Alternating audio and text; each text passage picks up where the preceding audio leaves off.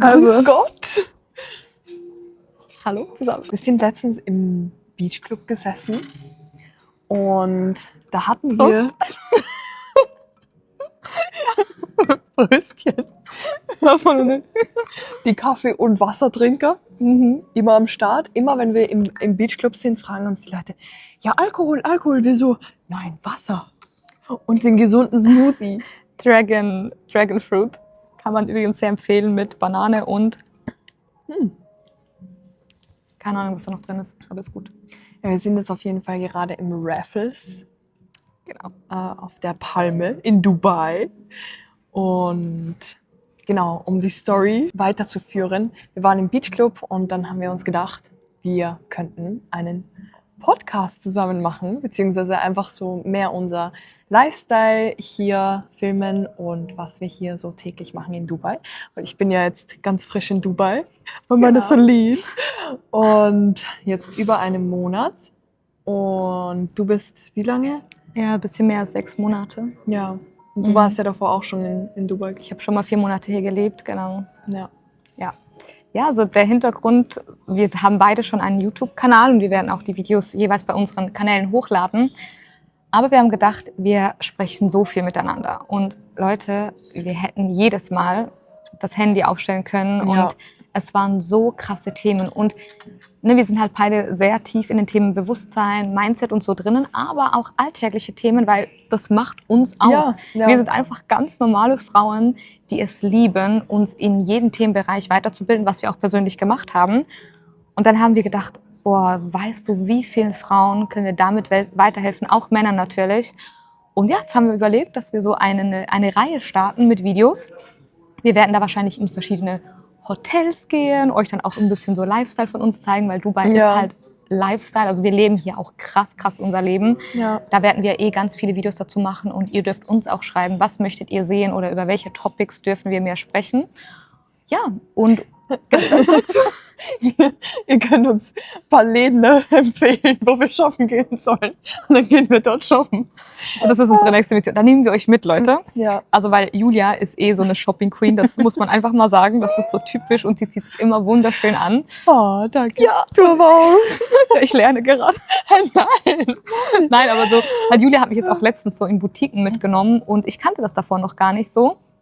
Und ich merke aber auch, allgemein, je mehr du dieses Mindset-Game durchspielst, je mehr du das Bewusstseins-Game durchspielst, all diese Sachen gehören dazu. Ja. Und Mindset-Thematik, Weiblichkeit und alles, das ist nicht nur eine Sache, es sind ganz viele Dinge. Und da wollen wir euch mitnehmen, weil man kann so viel lernen und wir möchten euch einfach ganz authentisch in unseren Alltag integrieren, denn wir sind sehr lustige Frauen, wir sind sehr auch elegant, wir verkörpern alles und wir lieben das auch und wir haben beide eine krasse Journey hinter uns. Ja, und das möchten wir euch mitgeben. Wir ergänzen uns auch, finde ich, richtig schön. Ja, das ist ja auch so krass. Wir kennen uns jetzt seit, wie lange ist es jetzt? 1,5 Jahre, glaube ich. 2024 haben wir uns, ich kann mich erinnern, es war zu der Zeit, als ich ausgewandert bin. Ich bin ausgewandert 2024. Davor habe ich in Österreich gewohnt. Und da hat das Projekt zum Starten begonnen ungefähr. Das heißt, es ist jetzt wirklich ungefähr, bald sogar 2 Jahre her. Ja. Ja, aber wir waren ja dann, also wir waren in einem Projekt, wo wir beide teilgenommen haben und wir hatten uns nur online gekannt und dann haben wir uns einmal in der Schweiz getroffen, offline und dann bin ich letzten Sommer nach Marbella, weil Julia ist dann nach Marbella gezogen. Also werden wir euch vielleicht mal in der Folge noch ganz genau erzählen, was so unsere Journey war. Ja, und jetzt eigentlich hier in Dubai das erste Mal so richtig und es hat einfach so Klick gemacht. Ja, es ist so, und vor allem, ich finde das so krass, wenn man drüber nachdenkt, dass wir uns erst 2-mal davor gesehen haben. Mir kam so vor, okay, ich gehe jetzt zu Celine und also mir ist gar nicht so vorgekommen, als ob ich dich noch gar nicht so gut kennen würde. Ist so, voll. Ja. Wir haben uns immer wieder mal geschrieben und immer mal geupdatet. Ja. Und das fand ich auch immer so süß, so, ach Julchen, nein, da hast du noch nicht Julchen gesagt. Jetzt schon. Jetzt bin ich die Julchen. Aber ich habe so Spitznamen für Leute. Das ist ganz schlimm bei mir. Und dann habe ich du hast immer gesagt, ach Julia, es freut mich so immer von dir zu hören. Und es hat mich immer gefreut, mit dir in Kontakt zu treten. Ja, und ich glaube auch, es ist zur richtigen Zeit, dass du hergekommen bist. Ja. Weil ich auch viel Transformation noch extrem gebraucht habe. Ja. das ist auch einfach so der Beweis, Leute, ihr werdet mit Menschen zusammengeführt zur richtigen Zeit. Es ist crazy. Aber ich merke einfach so, es vibet einfach. Wir sind auf dem selben Level, selbe Interessen, Denkensweisen. Wir ergänzen uns eben auch von den Perspektiven her sehr, sehr gut. Julia ist eine sehr, sehr tiefgründige Person. Also wirklich so, man muss vielleicht auch mal unser Alter sagen. Das ist auch sehr spannend. Weil wir werden immer anders eingeschätzt. Wir waren auch letztens mit so 2 Männern essen. Also wir wurden eingeladen. Und auch die haben uns ja komplett falsch eingeschätzt vom Alter her. Also das war so krass. Und Julia vor allem. Ja. Ja, also was denkt ihr? Alle denken immer, dass ich älter bin, aber ich rede mir jetzt mittlerweile schon brav ein, dass ich sage immer, ich werde immer jünger geschätzt, als ich eigentlich bin, weil ich möchte jünger geschätzt werden und nicht älter.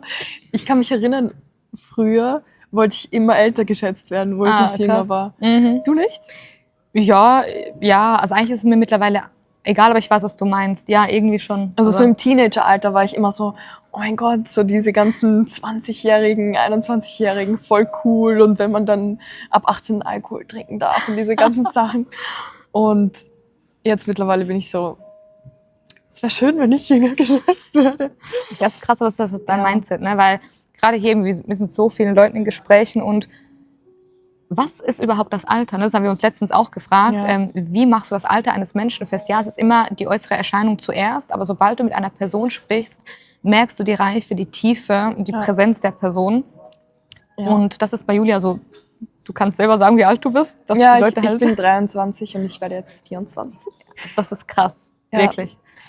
Und ich muss sagen, das ist dann wieder ein Kompliment, wenn ich sage, okay, ich spreche schon mit jemandem und ich tausche mich schon aus mit jemandem und basierend auf dem, wie ich mich verhalte und mein Mindset und meine Reife, wenn da jemand sagt, okay, er würde mich viel älter schätzen, dann ist es eigentlich eher ein Kompliment. Ja. Deswegen, ja. Voll. Bei mir ist es ja immer umgekehrt. Ja. Also Leute schätzen mich immer viel jünger und wenn sie dann mit mir sprechen, dann wird mir schon auch gesagt, dass sie mich älter schätzen. Ich bin jetzt 29 und ich werde immer so 25 oder noch jünger geschätzt. Ja, aber das ist auch immer wieder so das Weltbild, das jede Person mit sich bringt. Ne? Das ist auch ganz, ganz spannend. Genau. Ich weiß gar nicht, wie wir auf dieses Thema gekommen sind, aber es geht im Endeffekt darum, dass es nicht darum geht, wie alt du bist. Es geht immer darum, wie tief bist du gekommen in deinem Leben. Wie sehr warst du bereit, dich selber kennenzulernen. Denn du kannst alles in deinem Leben erreichen, alles verändern. Also wir beide sind das absolut beste Beispiel dafür. Und das ist auch unsere Motivation mit diesen Videos. Also wir möchten Männern, Frauen, was auch immer, einfach jeder, der hier zuhört, wieder daran erinnern, ihr könnt alles verändern, ihr habt es in der Hand. Denn so war es auch bei uns. Wir haben auch Mentoren gehabt, Vorbilder gehabt in dem Sinne, aber meistens waren wir es eigentlich selber bei uns. Also bei mir war es immer so, ich habe immer mich als meine, wie sagt man dem, me versus me, so dieses Mindset habe ich immer gehabt. Und ich wusste halt immer, aus mir kann eine ganz andere Frau werden, als ich damals war. Und das war meine größte Motivation. Und wir möchten einfach Frauen wieder inspirieren, dass sie von uns gewisse Dinge, Mindset-Tipps, Ansichten über das Leben, das ist eigentlich eines der wichtigsten Dinge, von uns mitnehmen könnt. Genau, was wir uns begonnen haben zu erlauben in unserem Leben und was sich dadurch verändert hat. Ja, die innere Veränderung führt auch immer zu äußeren Veränderungen.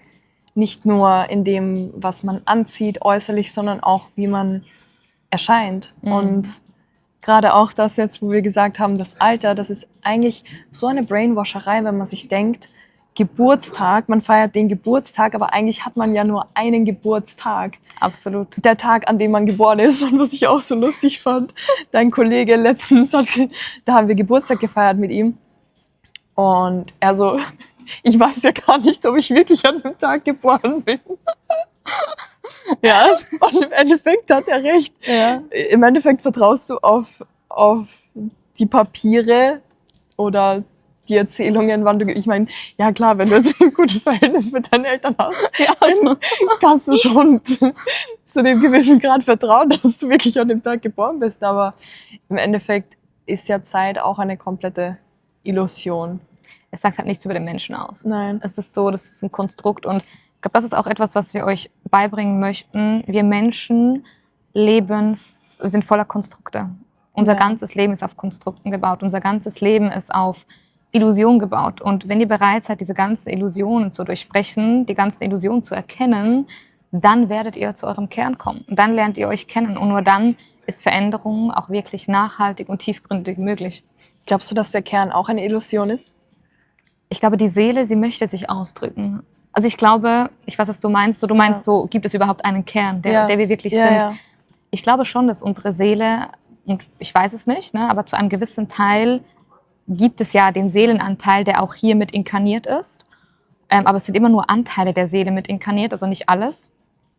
Und dass der sich schon zum Ausdruck bringen möchte. Glaubst du, dass das dann die Wahrheit sozusagen ist? Ja, und ich glaube, ne, wenn du zur Welt kommst und alles andere sind halt die auferlegten Konzepte.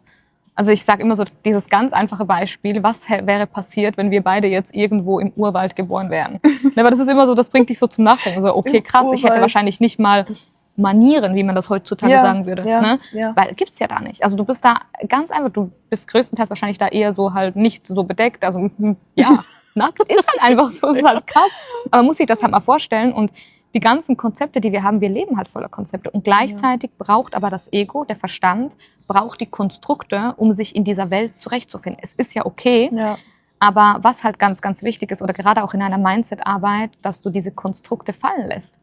Aber das fand ich so spannend, wo du das letztens gesagt hast, weil ich habe das noch nie so von jemandem wirklich gehört, dass du gesagt hast, dass das Ego so wichtig ist, weil alle heutzutage, vor allem die ganzen Mindset-Coaches, Spiritualität, sagen alle, dein Ego muss sterben, dein Ego ist dein Feind. Da gibt es sogar ein Buch, ich habe mal ein Buch gelesen, oh mein Gott. Das heißt, The Ego is your enemy. Und das war was ganz was Neues, wo du gesagt hast, wirklich das Ego, mit dem darf man arbeiten und das ist wichtig, das zu integrieren und allgemein so weg von diesen Konzepten und weg von diesen Konstrukten. Ja. Da hast du mir super, super viel geholfen, weil gerade als Frau, du darfst so in dich hineinfühlen und gerade dieses tägliche Gestalten vom Tag. Ich hatte immer meine To-Do-Listen, und dann hatte ich ein richtiges Schamgefühl oder sogar Schuldgefühl, wenn ich mich nicht daran gehalten habe. Ja, das ist krass, ja. Also wirklich von vorne bis hinten alles durchgeplant. Und seitdem ich gesagt habe, nein, ich lasse das jetzt mal alles weg, weg mit der Kontrolle, da hat sich so viel geändert. Ja. Und es ist so krass, vor allem im heutigen Space von Unternehmern. Gerade als Frau ist es so wichtig, dass man mit Frauen in Kontakt tritt und nicht mit Männern. Ja. Weil wir sind einfach wie Tag und Nacht. Gerade in der Businesswelt. Ja. Ich kenne so viele Frauen, die gehen wirklich so dieses männliche Konstrukt nach, diesem männlichen Weg. Sie hustlen wie Männer, sie arbeiten wie Männer, sie haben Businesspläne wie Männer. Wir Frauen können das viel, viel einfacher und viel, viel leichter. Und ich ertappe mich selber immer wieder daran, wo ich mir so denke, krass, wie einfach ich mir das Leben gestalte, weil ich halt auf diese ganzen Konzepte nie klargekommen bin. Ich habe es probiert, muss ich ehrlich sagen, aber ich bin immer angestoßen und ich habe immer wieder gefühlt, das ist nicht mein Weg. Ich wusste aber nicht, wie man es anders macht, aber ich habe so viel ausprobiert. Ich war immer bereit, einfach zu probieren, einfach zu machen. Ja. Und so hat sich sehr, sehr viel geschiftet in meinem Leben. Also ich habe wirklich immer alles auf meine Art und Weise gemacht. War schon immer so ein sturer Kopf, muss man dazu sagen. Ich war schon immer so, wenn das System so ist, mache ich es anders. Das war schon immer. Aber ich hatte das auch schon immer. Aber das hat uns hierher gebracht. Ja. Also die Menschen, die halt so ticken wie wir, die verändern halt auch was. Ja. Es hört sich jetzt hart an, aber du musst ein bisschen radikaler sein. Und ich habe schon immer meinen eigenen Kopf gehabt. Da können mir 20 Leute, das war mit Alkohol zum Beispiel, ganz spannend bei mir schon früh. Ich habe schon sehr früh aufgehört, Alkohol zu trinken. Also ich hatte eine Phase, in meiner Jugendzeit, ich war auch viel feiern und so. Ja. Aber ich glaube, mit 21 habe ich, oder ich weiß nicht mehr, egal, 22 habe ich das letzte Mal Alkohol getrunken. Und es würde mir nie mehr in den Sinn kommen. Und jeder darf machen, was er will. Aber für mich, das kommt nicht mehr in meinen Körper. Und mir wurde so oft Alkohol angeboten. Und ich war so, da können 30 Menschen kommen. Es juckt mich nicht mal eine Sekunde. Und ich denke nicht mal eine Sekunde darüber nach. Ja. Ich bin so klar, wenn ich eine Entscheidung treffe, komme, was wolle. Und das ist aber auch so, es gibt mir auch was so. Weißt du, wenn ich so weiß, so krass, ich bin so klar, ich bin so direkt, ich bin auch radikal, was das angeht. Und das zeugt von innerer Stärke, meiner Meinung nach, wenn du dir was sagst und du machst das dann halt auch. Ja, ich finde das auch so geil, wenn du, ich weiß nicht, ich feiere das richtig, wenn jemand so anders tickt. Und wenn jemand Dinge tut, die nicht die Norm tun würde. Also ich bin da richtig stolz drauf, wenn mich jemand fragt, wie jetzt zum Beispiel Alkohol. und jemand sagt, möchtest du Alkohol? Dann sage ich, nein, ich trinke keinen Alkohol, weil ich trinke jetzt auch keinen Alkohol seit, wie lange ist jetzt her? Ja, jetzt ist ungefähr 1 Jahr her, aber davor habe ich auch schon länger keinen Alkohol getrunken, also jetzt ungefähr seit 3 Jahren immer so einmal im Jahr mal Alkohol. Ist ja auch okay, ne? Also wir wollen Ja. jetzt hier Alkohol nicht schlecht reden, so, aber ja. Aber ja, ich bin jetzt auch mittlerweile an einem Punkt, ich musste es einfach dann die Jahre trotzdem noch immer wieder mal probieren, dass ich an den Punkt komme, wo ich sage, es gibt mir wirklich gar nichts und es raubt mir auch noch eher was, anstatt dass es mir irgendwas gibt. Und Aber das finde ich ein Ja. guter Punkt, was du sagst. Du musstest an den Punkt kommen. Ja. Weil das ist auch wieder eine Sache, die ich ganz, also ein großer Fan davon bin, das auch wirklich so populär zu machen. Es kommt immer alles wirklich zu deiner Zeit und Ja. du weißt oder machst es in deinem Tempo. Also wenn du jetzt zum Beispiel, ich weiß nicht, ein Ernährungscoaching machst und jetzt sagt dir dieser Coach, du musst jetzt das und das, aber du hast Mühe damit, diese Dinge umzusetzen, dann würde ich mich zuerst fragen, ja, aber warum? Ne, was muss ich vielleicht zuerst verändern? Was muss ich loslassen, um diese Version sein zu können, dass ich dann auch das alles integrieren kann? Weil dieser Weg, diese Zeitspanne, das dazwischen, erlauben sich die Menschen nicht. Ja. Und das ist dann diese Pressure, die du innerlich eigentlich hast. Und das Ja. finde ich auch ganz, ganz schade. Das mache ich zum Beispiel auch in den Coachings so, alles in deinem Tempo. Ja. Ich weiß nicht, wann der Mensch wirklich dazu ready ist. Ich fühle es, ja, ich habe ein sehr krasses Gespür dafür. Aber ich würde nie jemanden zwingen oder ich sage, jetzt musst du das so und so machen. Nein, Ja. wir lernen wieder auf den Körper zu hören. Und das ist eines der wichtigsten Punkte in der heutigen Gesellschaft. Menschen übergehen sich. Ja. Sie übergehen Ja. sich permanent in allem. In Ja. Business, in der Familie, in der Beziehung, im Thema Geld. Immer. Man hört auf oder man hat aufgehört, auf sein inneres Gefühl zu hören. Und das führt ja zu den ganzen Problemen. Wenn du einfach mal dir selber treu sein würdest, wieder, würde dein Leben ganz, ganz anders aussehen. Ne? Und das hat mit sehr viel Selbstliebe und Selbstrespekt zu tun. Ja, und umso länger du auch in dieser Resistance bist, umso länger dauert es auch, dann zu dem Erfolg zu kommen, den man eigentlich haben möchte. Also ich vergleiche das dann auch immer mit der Trading Journey. Da ist es ja genau dasselbe. Sobald du einfach loslässt und alles fließen lässt und dir weniger Gedanken um den Outcome machst, sondern vielmehr bei dir bleibst, in dich hineinschaust, dann kommt alles auf dich zu. 100%. Es ist immer innen wie außen. Immer so. Also wir haben das, glaube ich, schon früh lernen dürfen, die Innenwelt zu verändern. Nur dann verändert sich das Außen. Ja. Und das wird dir halt wirklich heute anders gelernt. Aber in unseren beiden Berufen, also vielleicht kannst du auch mal sagen, was du überhaupt machst, das haben wir jetzt gar noch nicht erwähnt, das ist eigentlich Ja. sehr, sehr wichtig. Also ich bin Daytraderin und das ist auch eine komplette innere Journey. Ich sage immer, also ich empfehle es nie, jemanden aktiv Trading zu lernen, weil es ein harter Weg ist. Aber im Endeffekt ist es der größte Segen, wenn man sagt, okay, man möchte Persönlichkeitsentwicklung haben und wirklich sich besser kennenlernen, dann ist Trading genau das Richtige für einen. Ja. Aber genau, da ist alles auch innerlich, genauso wie dieses Reel, was du mir jetzt auch letztens geschickt hast, wo dieser Typ den P&L von einem Typen reflektiert hat, wo er gesagt hat, okay, der hat 100.000 an einem Tag gemacht und am nächsten Tag gleich fast wieder alles verloren, Oh ja. weil er noch nicht auf dem Level war. Also er hat sich dann selbst am nächsten Tag sabotiert, weil er noch nicht ready war, mit so viel Profit zurechtzukommen. Ja. Und da sieht man wirklich, es ist einfach wirklich ein innerer Prozess, den man da durchmacht, aber ja, Also es geht immer um das Halten. ja, Ja, unser ganzes Leben, also jetzt vielleicht auf Nicht-Trading-Sprache. ja, Jemand hat den Gewinn nicht halten können und dann verspielst du das am nächsten Tag wieder, weil dein System noch nicht bereit ist, diese Summe zu halten. Und das ist aber im ganzen Leben so. ja. Das ist auch mit Lotto-Millionären, die gewinnen ihre 5 Millionen, Ja. sind innerlich noch gar nicht der Mensch geworden und verlieren es dann wieder. Und dann fragt man sich, ja, oder dann sagt man, ja, ist ja eh klar, man verliert das wieder. Nein, Mhm. du musst dieser Mensch werden. Das ist auch bei uns so. Wir mussten auch diese Menschen werden, die bereit sind, alleine auszuwandern.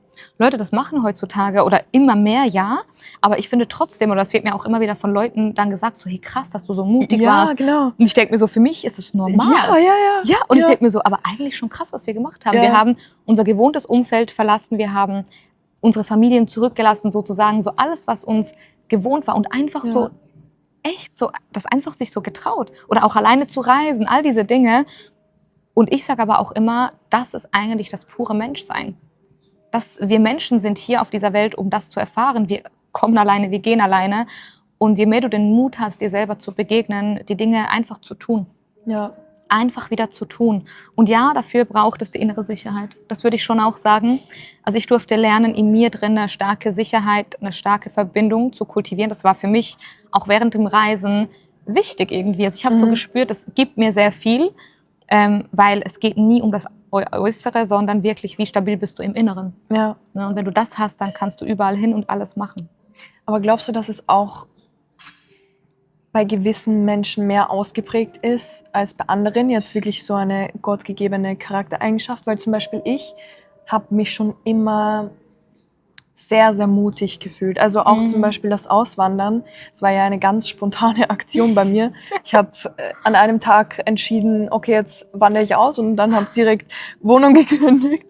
Und 2 Monate später bin ich im Flugzeug gesessen und bin ausgewandert. Aber für mich war das, es hat sich gar nicht so krass für dich angefühlt. Nein.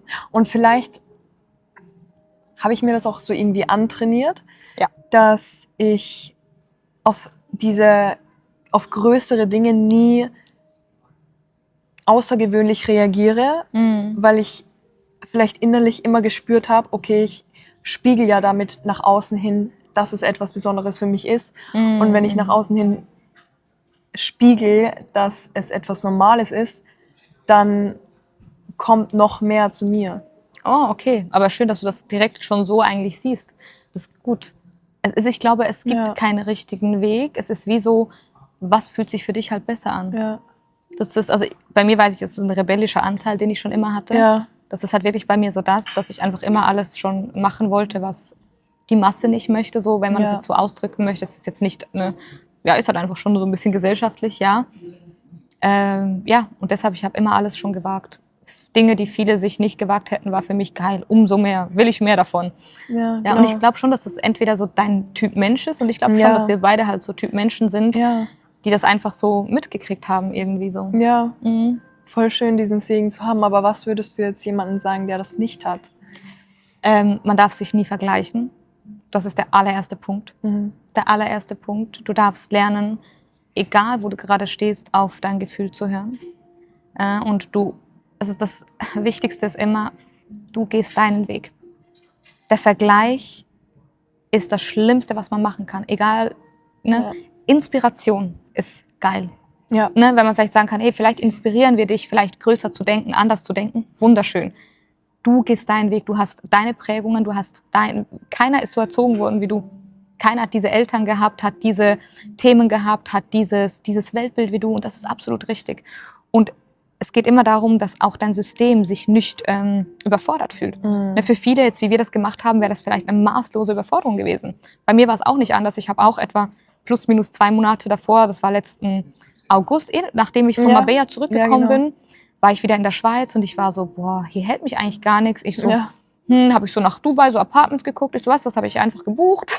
Habe ich einfach meine ganzen Sachen, die ich noch hatte, verkauft. Das war so im Flow und ich habe mir null Stress gemacht. Also ich glaube, über dieses Thema können wir wirklich mal so ganz tief eingehen, weil es ist sehr, sehr viele Dinge, was in uns da vielleicht auch noch abgegangen ist. Aber ja, im Endeffekt, du darfst das tun, was sich für dich im Innen richtig anfühlt. Und deshalb lerne dich kennen. Das ist das Wichtigste. Lerne dich kennen. Wenn du dich kennenlernst, dann weißt du, was steht gerade an, was möchte ich in meinem Leben tun. Und wir wussten beide, für uns ist es wichtig, im Ausland zu leben, was zu erfahren, neue Menschen kennenzulernen. Und jetzt auch hier in Dubai, ich hatte schon immer so einen Drang, einfach wegzuziehen und nicht, also da möchte ich dann auch oder vielleicht in einer anderen Folge viel, viel tiefer drauf eingehen. Es gibt immer 2 Arten von Wegziehen. Das wird auch oft Ja, da muss man da vielleicht immer so ein bisschen tiefer, Mhm. weil es halt gibt spannende Aspekte. Aber ja, ich glaube einfach kein Vergleich, auf dein eigenes Gefühl hören Ja, und machen. ja. Machen. Das ist halt auch so dieser große Unterschied. Okay, hörst du jetzt gerade auf dein Gefühl? Weil viele Leute würden jetzt sagen, okay, ich traue mich das nicht. Mein Gefühl sagt mir, ich habe Angst und deswegen mache ich es nicht. Ja. Aber das ist halt dieser große Unterschied, wie du gesagt hast. Man muss sich so tief kennenlernen, dass man weiß, okay, das ist jetzt gerade etwas, was ich machen darf, um aus meiner Komfortzone rauszukommen. Weil zum Beispiel, ein gutes Beispiel, ich bin ausgewandert, dann war ich in Asien, bin herumgereist und dann habe ich für mich bemerkt, okay, ich war dann in Europa bei dir in Zürich und dann habe ich gemerkt, oh mein Gott, ich habe Europa extrem vermisst und bin dann nach Marbella gegangen, weil ich auf mein Bauchgefühl gehört habe, ich wollte schon immer nach Marbella. Und dann hat es mir dort so gut gefallen, dass ich gesagt habe, ich möchte jetzt dort leben, weil ich jetzt auch satt hatte, dieses ganze Herumtraveln, weil es ja auch was mit einem macht, wenn man so viel am Reisen bin. Ja, es ist ein Luxusproblem, aber für die Leute, die das schon erlebt haben, die wissen ganz genau, von was ich spreche. Ja. Und dann habe ich gesagt, okay, ich settle mich jetzt in Marbella und ich habe mich da wirklich langfristig gesehen. Also ich hätte jetzt nicht gedacht, wo ich gesagt habe, ich settle mich jetzt in Marbella, dass ich nach 1,5 Jahren in Dubai sitze und sage, jetzt möchte ich in Dubai wohnen. Und da hatte ich auch einen Impuls, dass ich jetzt was verändern muss und dass ich wieder frischen Wind in mein Leben bringen darf. Und es hat sich kurz sehr unangenehm angefühlt, weil für mich war Marbella schon so eine Sicherheit irgendwo.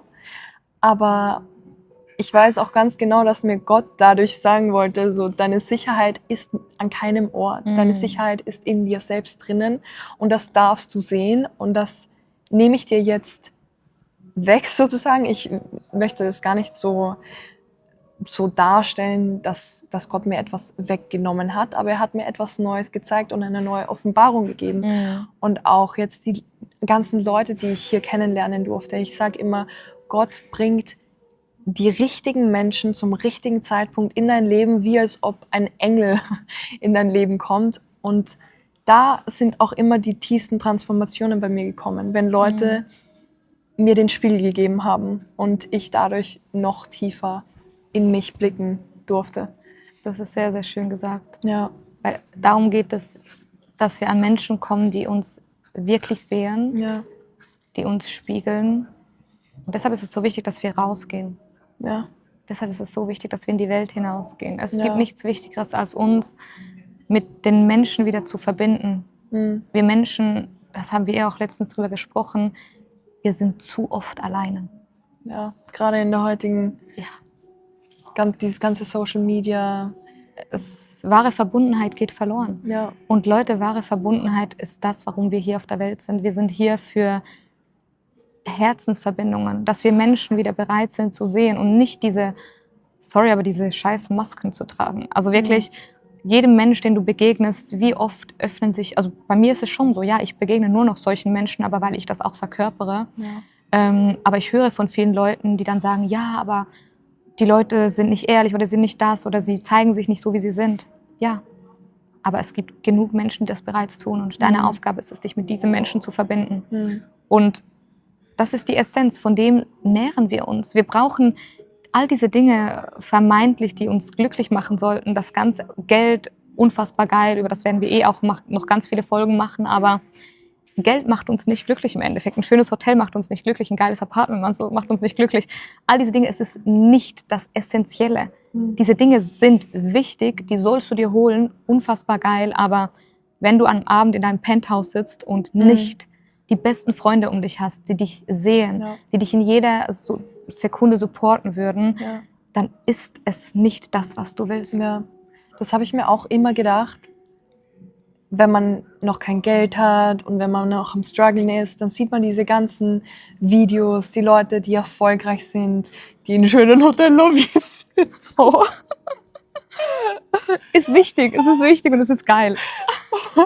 Aber dann, sobald man es erlebt und vor allem mit den falschen Menschen erlebt, dann merkt man, okay, es ist wirklich man ist einfach man selbst, aber an einem anderen Ort. Ja. Und es kann sich schrecklich anfühlen. Und wenn man daheim oder irgendwo sitzt, wo es jetzt nicht der tollste Ort ist, aber du bist so verbunden mit dir selbst und sitzt manchmal einfach nur in der Stille. Das ist das geilste Gefühl teilweise. Und dazu brauchst du keine Yacht, dazu brauchst du gar nichts, da brauchst du kein Penthouse, da kannst du einfach nur irgendwo in der Wiese sitzen und das ist das geilste Gefühl. Und wenn du so verbunden mit dir bist und diese Connection hast, dann ziehst du auch im Außen natürlich diese Orte an. Aber ich habe beides erlebt und es sind wirklich die Menschen. Es sind die Menschen um einen herum, die das Ganze besonders machen und mit denen man es teilen darf. Und da darf man aber bei sich beginnen. 100%. Ja. Und ich würde sagen, dass wir beide extrem reich sind. Ja, Reich, weil wir das verstanden haben. ja, Dieser Reichtum ist unbezahlbar. Und Ja. Reichtum ist nicht immer Geld, Leute. Ne? Reichtum ist, was hast du im Inneren? ja. Also ich habe so, mein Kraftort ist so mein Balkon. Ja, Das ist wirklich so. gerade in Dubai habe ich das Gefühl, dass Ja, das ist so halt krass. so, ja, der Balkon. Ich liebe es. Ja. Also ich bin jeden Abend auf meinem Balkon und das ist einfach so, ich sitze da und ihr wisst nicht, wie oft mir die Tränen kommen. Ich sitze teilweise einfach nur da und mir laufen die Tränen runter. Da mache ich mir vielleicht noch eine Musik an. Ja. Und ich denke mir einfach so, wie schön ist dieses Leben, wie krass ist es bitte, dass ich das erfahren darf. So eine Dankbarkeit, das kann man gar nicht in Worte fassen. Und das Schönste ist, ich kann es fühlen. Ja. Ich kann es fühlen. Ich hatte schon Momente, und das werde ich nie vergessen. Ich war einmal, da war ich weiß nicht wie alt, so 21, glaube ich. Da war ich in Amerika reisen, da war ich bei diesem Grand Canyon. Und ich war damals sehr von mir abgespalten. Also ich habe mich so gar nicht gefühlt. Und Grand Canyon ist ja auch sowas, was man, wenn man das mal sieht, so in der Arizona, oder ist, ja, Das sind glaube ich. diese ganzen orangenen Ja, genau, diese Gebirge. Gebirge da. Ist richtig schön, weil ich bin damals mit dem Auto von LA nach Las Vegas gefahren und dann haben wir da bei diesen Canyons angehalten. Und es war so schön und viele Leute waren glücklich und ich stand so da und ich war so, und jetzt? Ja. Wirklich. Und jetzt? Und das jetzt? ist immer so, an diesen Orten denkt man sich so, boah, wenn man da hinkommt, dann. Und dann ist man wirklich da und dann denkt man sich, wie du sagst, Und ich war so, und jetzt? Ja. Aber da habe ich dann auch damals, und ich habe mich dann als sehr arme Person bezeichnet, also arm im Inneren, weil ich mir so dachte, was habe ich denn erwartet? Ja. Dachte ich mir, das gibt mir jetzt einen Kick? Ja.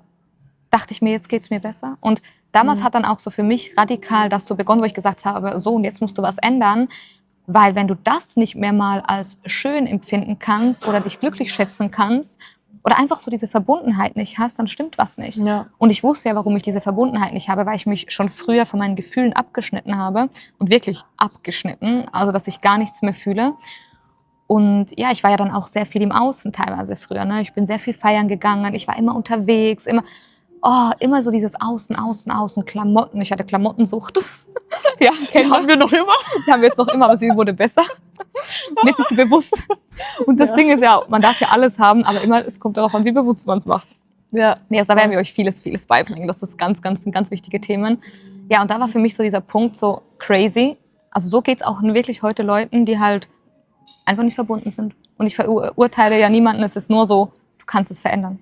Das ist das Einzige, was ich dir sagen möchte, weil wir ja auch stetig logischerweise dran sind. Wir sind nicht angekommen, aber ich merke halt so bei mir so die letzten, keine Ahnung, also wenn ich jetzt 10 Jahre sage, diese Version von mir, die gibt's ja gar nicht mehr. Also wirklich auf allen Ebenen, die Version gibt's nicht mehr. Ich bin ein neuer Mensch geworden und das ist für mich der Grund, warum wir hier auf der Welt sind. Das ist so geil, dieses Gefühl wirklich einer neuen Identität zu haben. Ja. Es ist wunderschön. Ich habe dir ja auch hier öfters schon gesagt, das ist so krass. Bei mir hier in Dubai, es hat sich so viel geswitcht bei mir und ich fühle mich wie ein neuer Mensch. Und da können wir in zukünftigen Folgen auch noch tiefer drauf eingehen, Da haben wir sehr viel zu sagen. was der Ortswechsel oder allgemein, ja, da können wir ganz, ganz deep gehen. Ja. Aber ja, gestern auch war ich im Konzert und es ist so schön. Ich habe das so genossen. Ich war alleine. Und ich liebe es. Ich liebe es, alleine Dinge zu unternehmen, Sachen zu genießen. Und ich muss auch sagen, ich habe bei dem Konzert Vor allem die erste Hälfte, ich habe durchgeheult. Oh, Ich hab wirklich durchgeheult, aber gar nicht so, dass ich traurig war, sondern ich habe so eine tiefe Dankbarkeit empfunden die ganze Zeit. Und da finde ich auch so krass, was Musik auch noch einmal mit einem macht. Oh, Musik ist magisch. Ja, und Ja.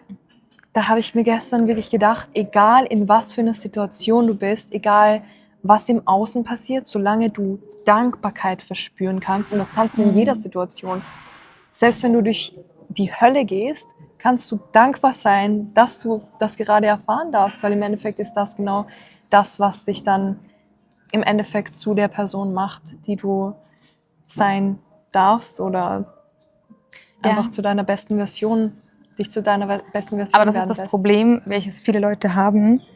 Wenn sie zu sehr im Verstand sind, dann können sie das nicht sehen. Ja. Na, weil für uns ist das jetzt so ein bisschen einfach zu sagen, aber natürlich haben wir auch eine krasse Reise, was das angeht, hinter uns. Aber wenn du so sehr mit deinem Verstand identifiziert bist, dann siehst du das nicht. Ja. Dann denkst du so, ja, warum soll ich jetzt dankbar sein? Weil dein Ego, das ist wieder der Punkt. Und da können wir auch mal so wirklich so, was heißt das Ego? Was ist das Ego? Und so weiter. Ja. Wenn du nicht lernst, Meister deiner selbst zu sein und Meister deiner selbst, wie funktionieren Gedanken? Wie kann ich meine Gedanken lenken? Wie kriege ich die Verbindung zur Innenwelt? All diese Themen, wenn du das nicht hinkriegst, dann kannst du auch keine Dankbarkeit empfinden. Weil das Ego sucht ja permanent nach mehr. Ja. Ja, es ist ganz, ganz spannend und deshalb, es ist ein Riesengeschenk, wenn man das so erleben darf. Und genauso wie du das gesagt hast, dass du in diese Oper gegangen bist und durch diese Musik dein Herz berührt hat, ey, das ist krass und das ist die Essenz. Ja. Deshalb sind wir auf dieser Welt, das ist meine felsenfeste Überzeugung. Es sind wirklich diese kleinen Momente.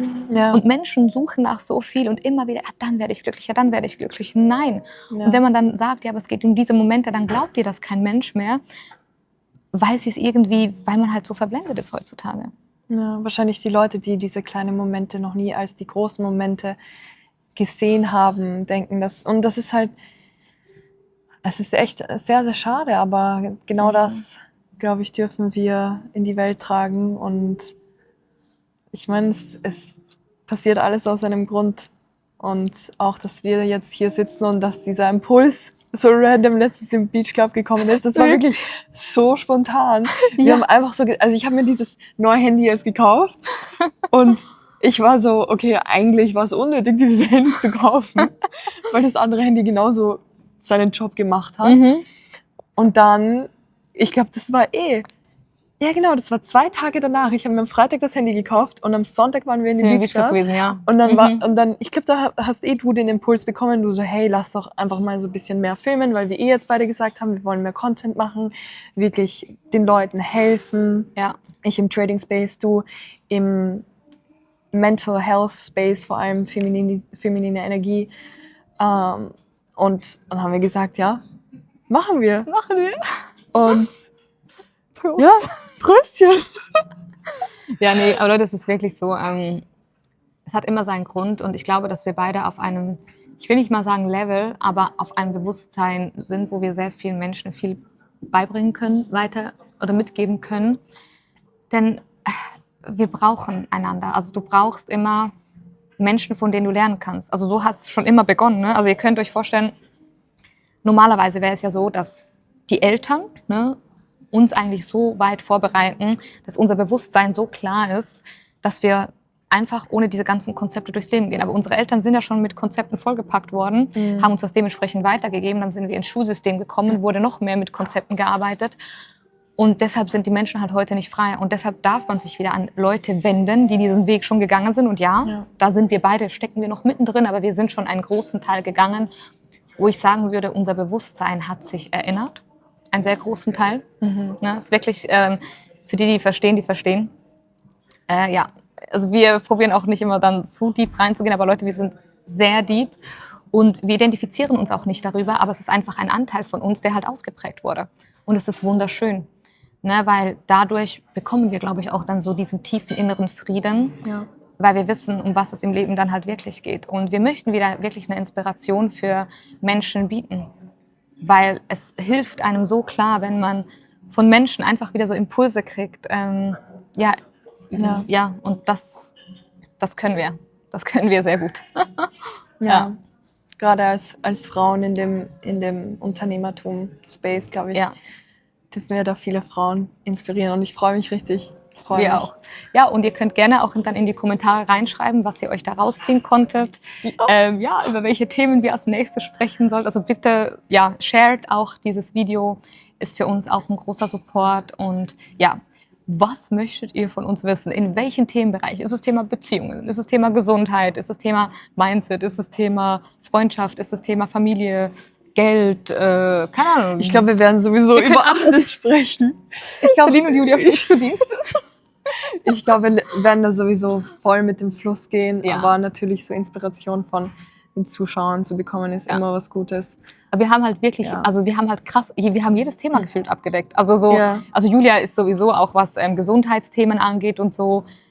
Es ist halt krass, ich denke schon, so, es ist ein riesen Mehrwert, was wir mitbringen. Das ist der Wahnsinn. Ja, ja. Dann sind wir beide ausgewandert. Das ist Ja. auch so ein Thema, wo man sagen kann, hey crazy, da können wir euch so viel Impulse geben, so viel, was wir innerlich verändert haben. Boah, ich brenne. Ja, ich auch. Und es ist so schön, weil wir viben so Richtig sehr geil. miteinander Ja. und ich glaube, das werden die Zuhörer auch sehr Ja, spüren. das fühlt und man. Auch Von dieses Herz zu Herz. authentische. Ja. Wir sind hier in der Hotellobby mit ganz vielen Leuten. Aber ich muss sagen, ich habe das komplett ausgeblendet ist mir gerade. wurscht. Ja. Nee, ich finde das geil. Ja. Und ja, Leute, es ist leider auf Deutsch, aber vielleicht machen wir mal auf Englisch, dann könnt ihr auch so. Ja. Ja, genau.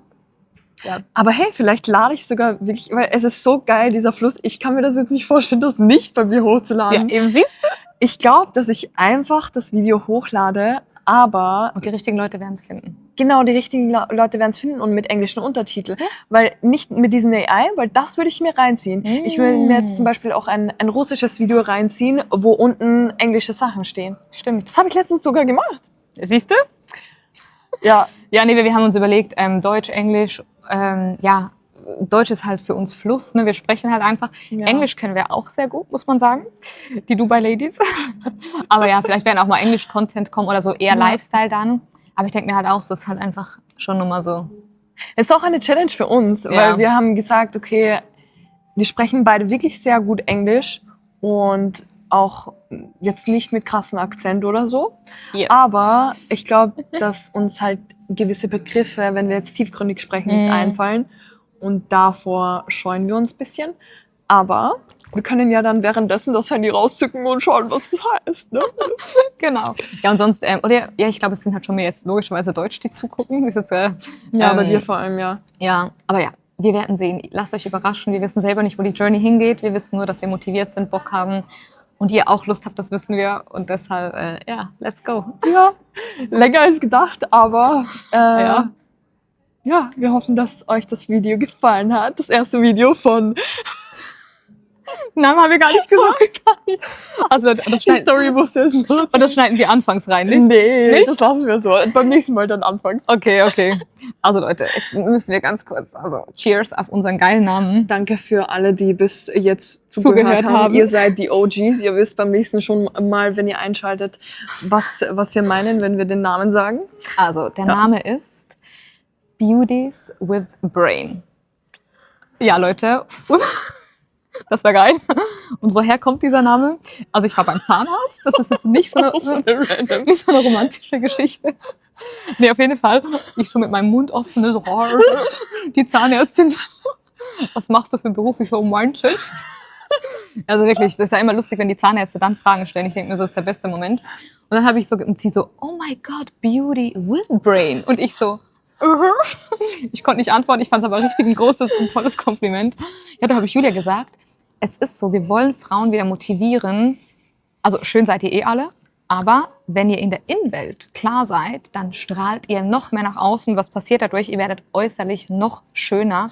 Und deshalb, ihr seid alle Beauties und wir wollen euch, und Brain habt ihr eh auch alle, aber wir wollen euer Brain auf das nächste Level bringen, dass ihr einfach zur absoluten Powerfrauen werdet. Und deshalb, wir werden eine Community oder was auch immer unsere Videos da gründen mit Beauties with Brain. Und ja, das ist unsere Inspiration, das, was wir machen wollen.